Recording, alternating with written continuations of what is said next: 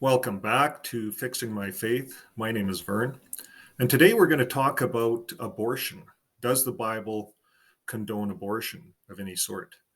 So I was doing some research on this, and if you go to Numbers, you can go to it in any Bible. I use the Amplified Bible because I wanted a little bit more information.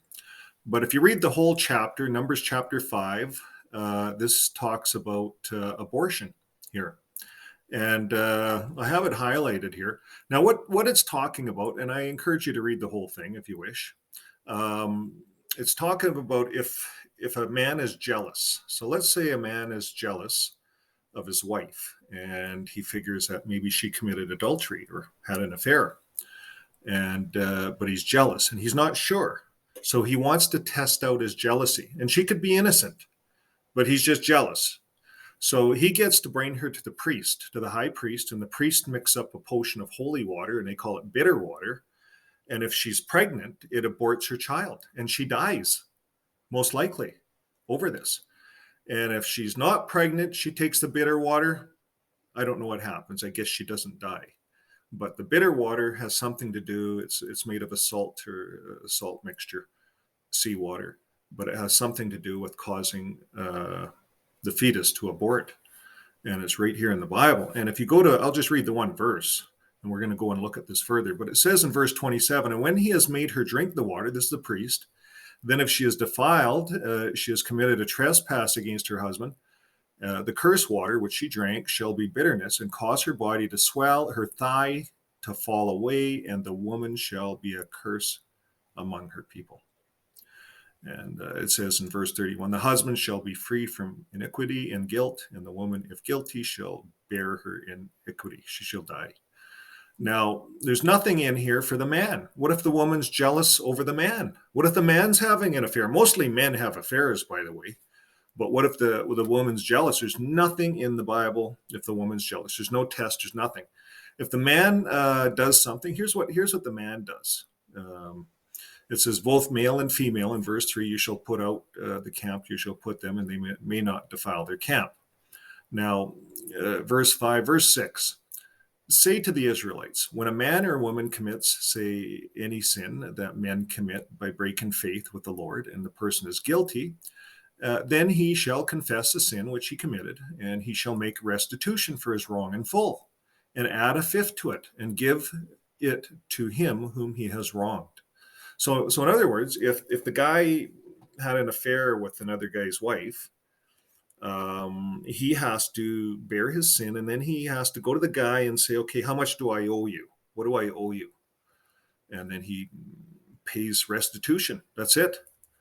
And then every man hallowed things shall be the priest. Whatever any man gives, the priest shall be his too. So the priest gets his little bit there too over this whole ordeal. So you can imagine today we have a lot of immorality happening within relationships. There's lots of adultery, lots of affairs, and if you could imagine, the guys get off scot-free, basically. But the priest always gets their cut, and if you had an affair with someone's wife, you got to give that guy his cut.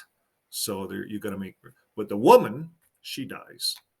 That's the way it is.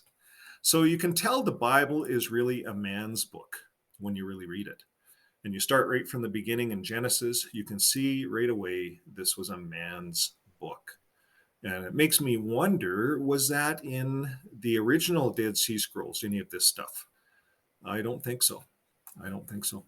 Now, I want to talk about, I went to Wikipedia just to look at the ordeal of bitter water, and it explains the whole thing there again. But we can go down to the punishment. That's what I was interested in. In case of guilt, the text does not specify the amount of time needed for the potion to take effect that the woman's given. The 19th century scholars who suspected it was probably intended to have a fairly immediate effect records the traditional rabbinical view. Her belly swells first, and then her thighs rupture, and she dies. Others maintain that since the word thigh is often used in the Bible as a euphemism for various reproductive organs, in this case it may mean the uterus, the placenta, or the embryo, and the woman would survive, perhaps. So several commentaries in the Bible maintain that the ordeal is to be applied in the case of a woman who has become pregnant alleged by her extramarital lover. In this interpretation, the bitter potion could be an if you, I don't know how to say that word, a substance that induces abortion, or inducing a purposeful abortion or miscarriage if the woman is pregnant with a child which her husband alleges is another man's. If the fetus aborts as a result of the ordeal, this presumably confirms her guilt of adultery. Otherwise, her innocence is presumed if the fetus does not abort. Well, back in them days, what if the husband, what if it was his child and he thought it was another guy's child? He would be losing his own child because they don't really know how to figure that out. They don't have DNA testing back then.